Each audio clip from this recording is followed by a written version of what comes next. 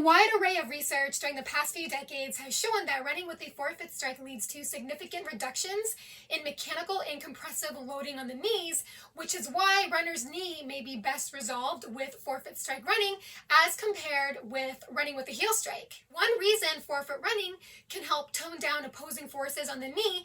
is that landing with a forefoot strike when running seems to enhance the foot's positioning relative to the body at landing, in that the foot often securely lands closer to the center of mass, which is the upper body. And the reason I said securely is for three reasons. One is you may get better restrainment of abnormal foot postures when you land forefoot first when running, because ground contact time of the foot is automatically reduced, which means the foot spends less time lingering around on the ground and more time in the air, so there's less time for abnormal foot motions and postures to take hold. Secondly, when you land with the forefoot strike when running, it forms a more stable interface with the ground because striking forefoot first doesn't involve landing high up on the toes. Rather, it's actually a much flatter foot placement at landing, which results in a larger contact area of the foot as compared with heel strike running, of which when you land squarely on the heel when running, the initial contact point on the foot is a very small area,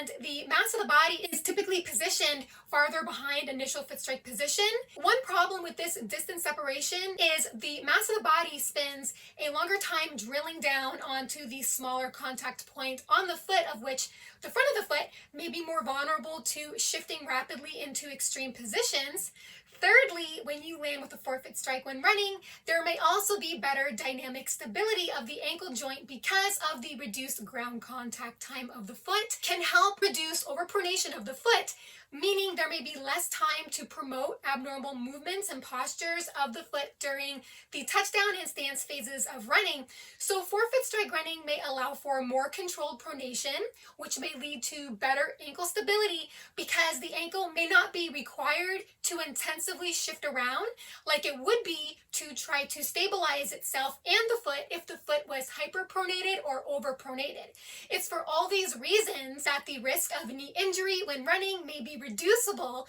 by forefoot striking, because there just may be a better balance of mechanics as compared with heel strike running. Another way to get even more protections on the knee joint when running is by slightly leaning forward to the extent where you get the sensation of falling forward, which requires only a very subtle forward lean. You don't want to be jackknife at the hips to achieve a forward lean when running, but rather you want to aim for a subtle forward tilt from the ankles, and I posted links to drills on how to develop a forward lean coming from the ankles down below this video in the description box. So how does leaning forward when running ease mechanical burdens on the knee joint? When you lean forward when you run, you effectively shorten the distance between initial foot strike position and the center of mass, bringing everything closer together, making your stride more compact, which is going to reduce compressive loading and impact collisions on the knees. Very convincing evidence of this came from a 2016 study in the International Journal of Sports Medicine and a 2014 study in the Journal of Orthopedic and Sports Physical Therapy, which are linked down below this video in the description box. In one of the studies, the researchers analyzed the effects of three running techniques: heel strike running with an upright trunk, forefoot strike running with an upright trunk, and forefoot strike running with a forward lean.